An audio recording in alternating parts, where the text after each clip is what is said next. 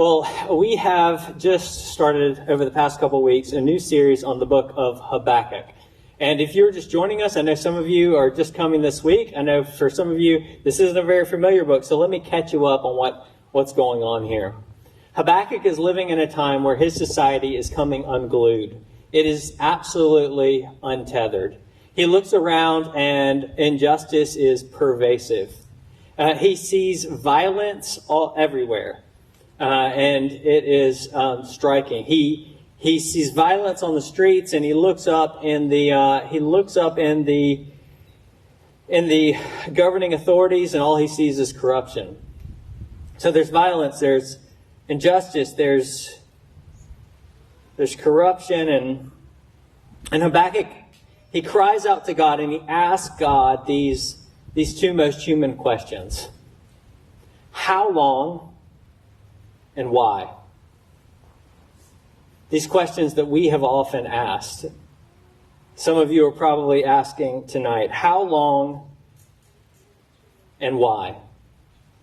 That's verses 2 through 4. But then God, he gives Habakkuk something that Habakkuk probably didn't expect. He gives him an answer. Habakkuk has been crying out over and over again. How long must I cry out and you not listen to me? And then God does something that Habakkuk must have been surprised about. He actually answered him. And here's the answer. He said, how long? Habakkuk, let me tell you. Soon and swift. And why? Why is there justice all around? Injustice all around? Habakkuk, justice is coming.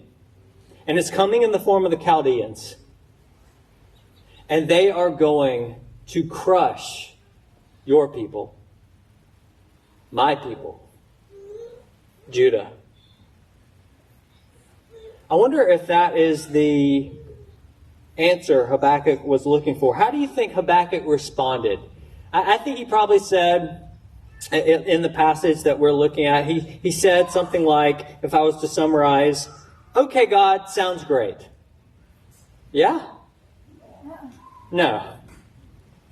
In fact, Habakkuk's pretty troubled because the answer that he received from God, well, it's actually more disconcerting than the things that were causing his initial questions. Have you ever had that happen? You know, my daughter asked me to explain things to her. Why is this? And I said, well, if I told you, you wouldn't understand. She says, no, tell me. And then I tell her, and she says, I don't understand. That's what's going on with Habakkuk. God, I don't understand what is going on, because he is more troubled now than he was at the beginning. Have you ever had that happen? I was at L'Abri. It's a study center of sorts in England. It was started by Francis Schaeffer. It's a place for seekers and for doubters to come and to have space and time to seek out some of their questions and to see if there might be answers. I'm sitting there in this old English manor house in front of a fireplace, and I asked the guy next to me, what brings you here? And he said, well, I've been a Christian for a long time, and then I was studying the Bible, and I came across this word, predestination. And I was like, what does that mean, and what is that all about? So I went and I asked some people and I got some books and I read about it. And after I got my answers, well, I was so messed up that I couldn't even attend to my job. I had to quit. And I couldn't even attend to daily tasks. I was so troubled by the answers that I received. And so I'm here. You know, sometimes God's ways and character confuse us, and we can't understand what to make of it, especially in light of what we think we know about him. That's what is happening to Habakkuk. And in this passage, he turns from just questioning to God to starting to argue with God. Habakkuk is taking the position of a lawyer, and he is pursuing his case. And his arguments revolve around two issues. The first is this, that the answer that God has given him, it just doesn't seem to line up with God's covenant purposes. Now I want you to look at verse 12. Verse 12 in the English translations, whether it's the ESV or the NIV, whatever you have before you, verse 12, it sounds like Habakkuk is making this kind of bold confession of faith. He says, "Oh Lord, are you not from everlasting?" And then he says, "Oh, we shall not die," right? That's your English translation. But you need to know something. One, that sounds a little jarring, right? I mean, Habakkuk is questioning God, and he's saying, "Are you not from everlasting, O Lord?" And for him to just turn and say, "We shall not die," it's kind of like a non sequitur. It doesn't make sense. And I actually think that the English translations have got it wrong, because in the Hebrew, you have to infer punctuation. It's kind of like in text. You know what I'm talking about? Was that an exclamation point? Are you yelling at me? Was that a genuine question? What is going on? Was it a statement? You have to infer based on the context. That's what's going on. And so based on the context and the grammar, I think what's going on is Habakkuk is questioning. "Oh Lord, are you not from everlasting, my Holy One? And shall we not die?" You have to understand that in Habakkuk's mind is something that is very, very important for any Israelite, and that is the covenant that God made with Abraham. You see, God made a covenant with Abraham, a sworn promise, an oath.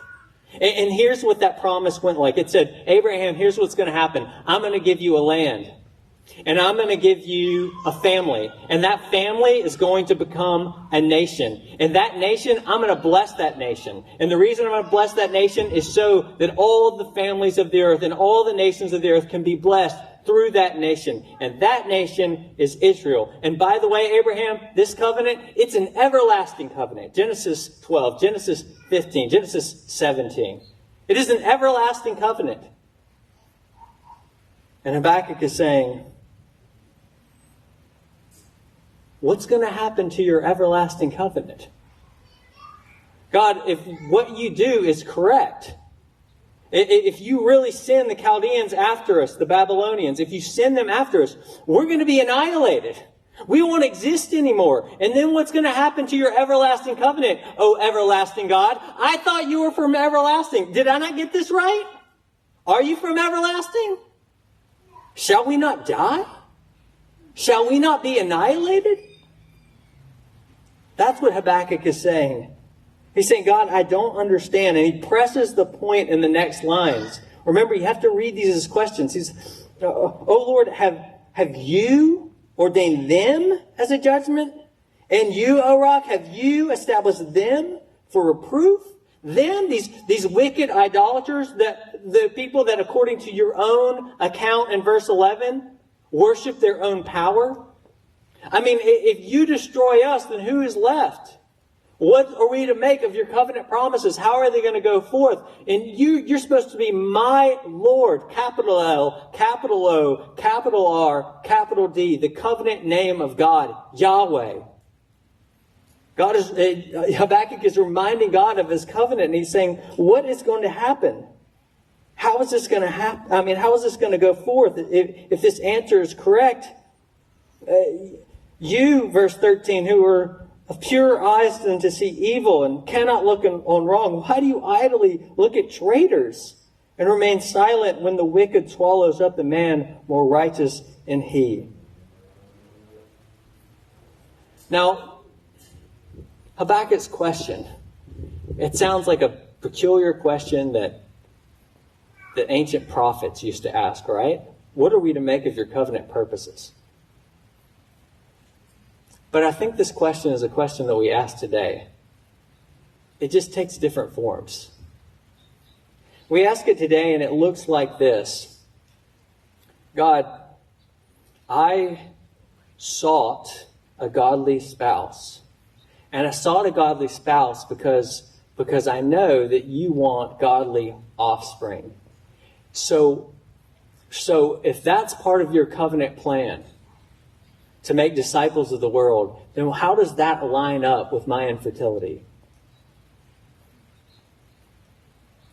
How does my infertility meet or match your covenant purposes? How does that make any sense? How does my singleness make any sense out of that? Or it could look like How does my kids wandering from the faith? Since one of the primary ways that you want us to disciple people and disciple the nations and be sure that the earth is filled with the knowledge and glory of God as the waters cover the sea is actually through godly offspring. So why are you letting my kids wander? That's the way it looks today. Or maybe it looks like this. Maybe it says, God, I know that you had a covenant plan, and it was through your people that you were going to bless the world. That the nations would know that you are the only true God. And you know what? I saved all this money, and I quit my job, and I raised support, and I was going to go to these people who don't know you and have never heard your gospel. And then COVID-19 hit, and there's no international travel. I can't make sense of how this matches with your covenant purposes, God, for the nations. Or maybe you are supporting missionaries, and the missionaries can't get their visas. And they're the only people in a region to witness to the gospel of Jesus Christ. You're saying, how, God, does this line up with your covenant purposes? That through your people, all the families of the earth will be blessed. I mean, weren't we brought into the Abrahamic covenant? Or it can look like Paul wrestling with God in Romans 9 through 11 and saying, God, you sent your Messiah, and all my fellow countrymen, or at least the majority of them, seem to be rejecting him, while Gentiles are accepting him and recognizing it. Well, God, this doesn't make sense.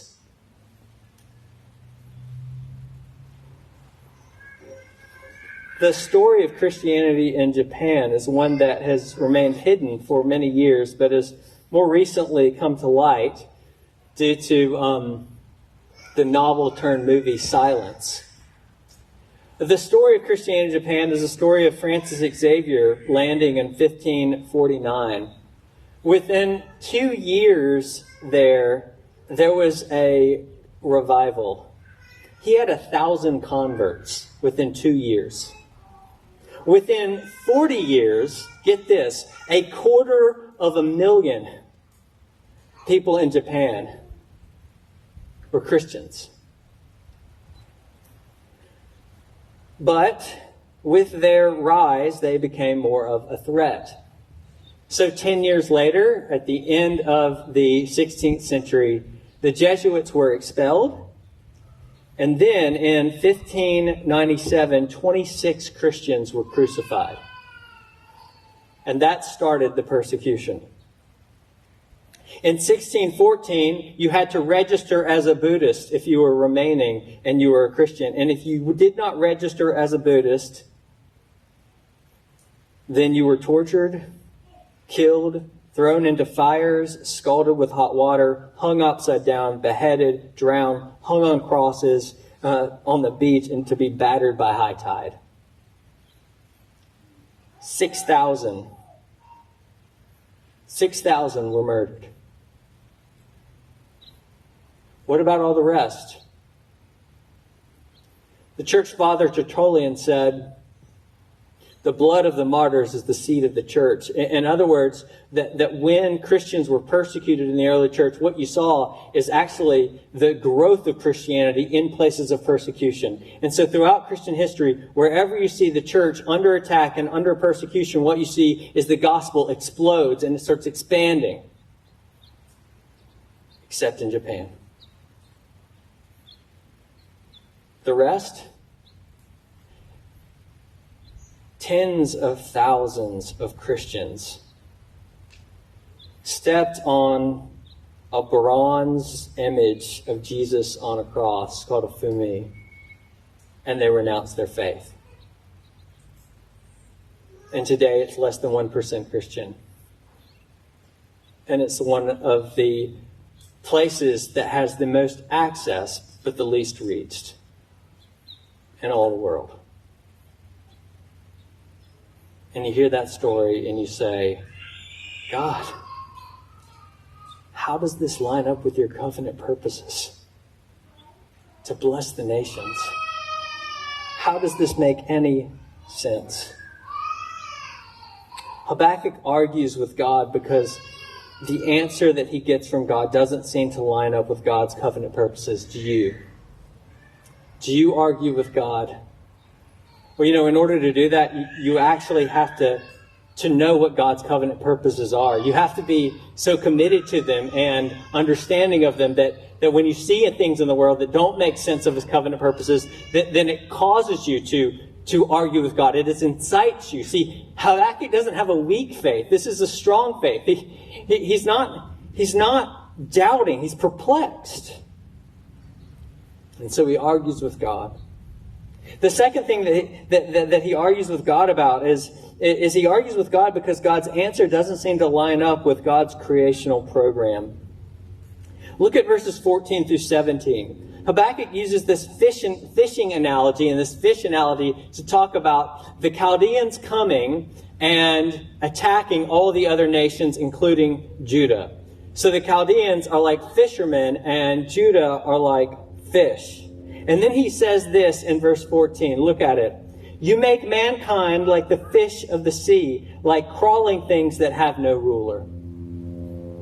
Now, if you were an Israelite at that time, or if you were an astute reader of the Bible today, then that verse should have some resonance. Those words should have some resonance. They actually point back to the very first book and the very first chapter of the whole Bible.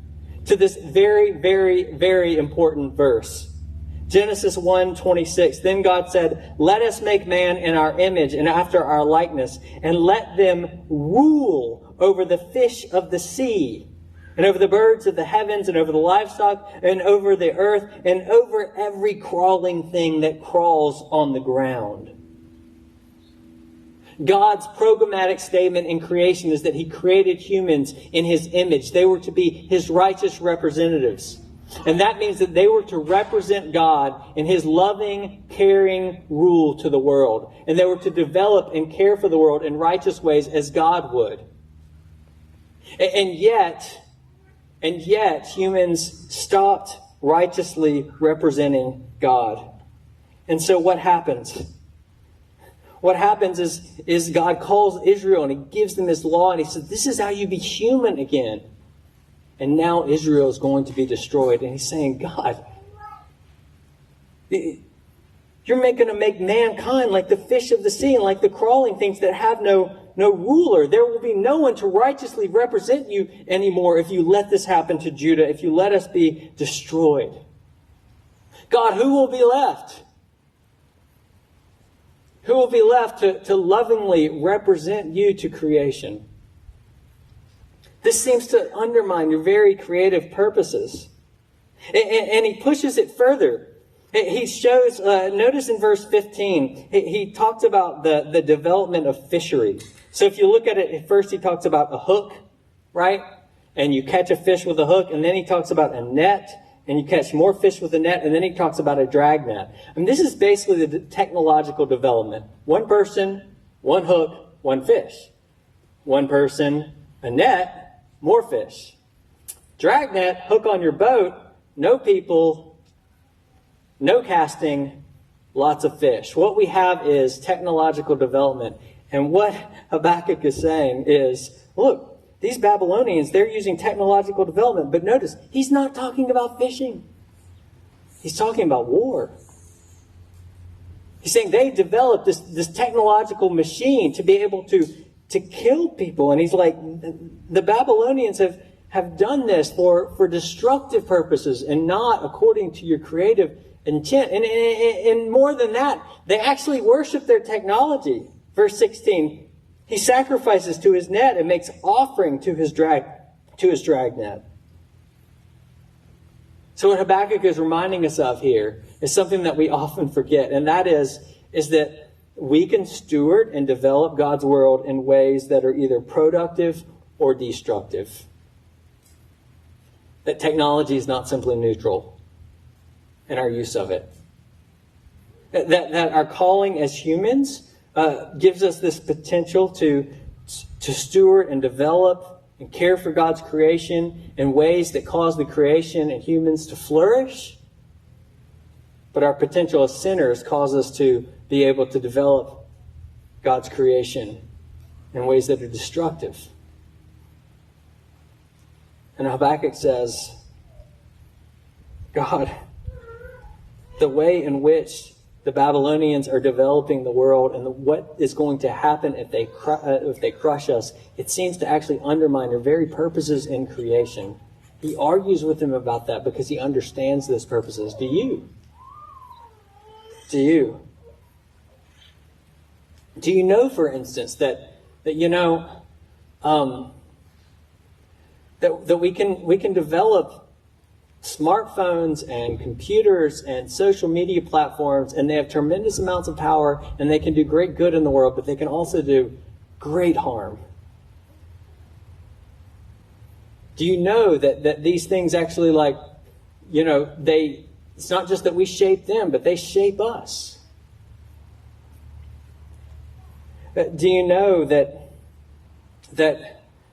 the ways in which we develop biomedical processes by which to save lives or to even further reproduction, that these kinds of things, that they have implications, and they're not all good? Have you considered it?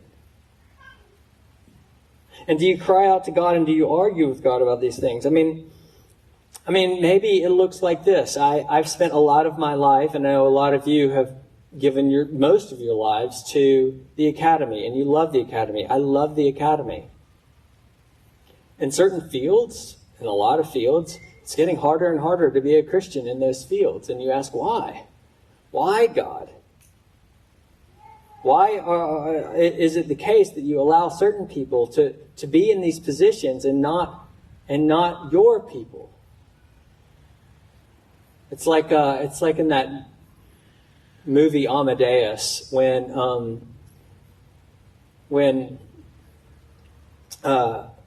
Salieri is very upset because he's given Mozart all these gifts and all these talents, and he's only given Salieri the ability to recognize that he doesn't have those gifts and talents. And he says, why, when he is an idolater and doesn't praise you and glorify you? Why are people able to have skills and brains and the ability and labs and research to develop technology or biomedical equipment in ways that don't consider the ethical implications? Why?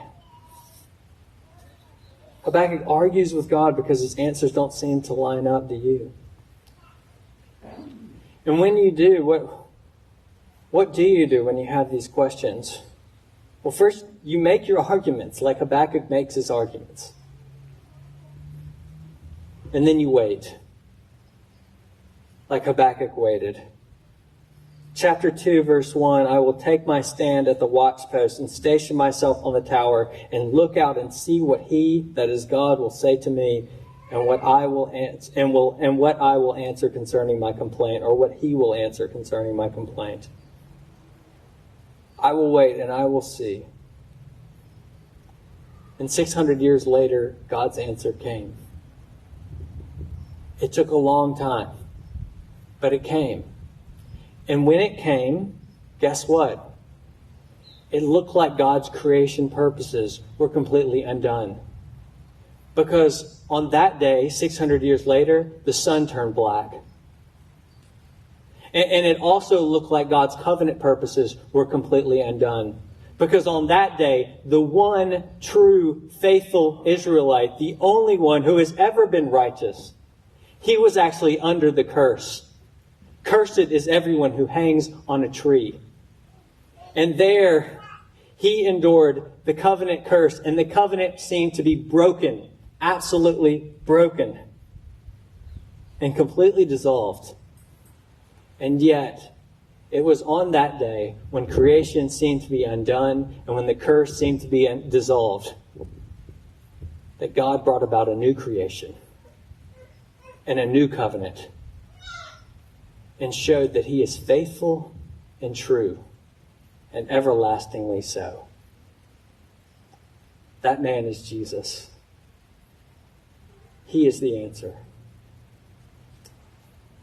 In the name of the Father, Son, and Holy Spirit. Amen.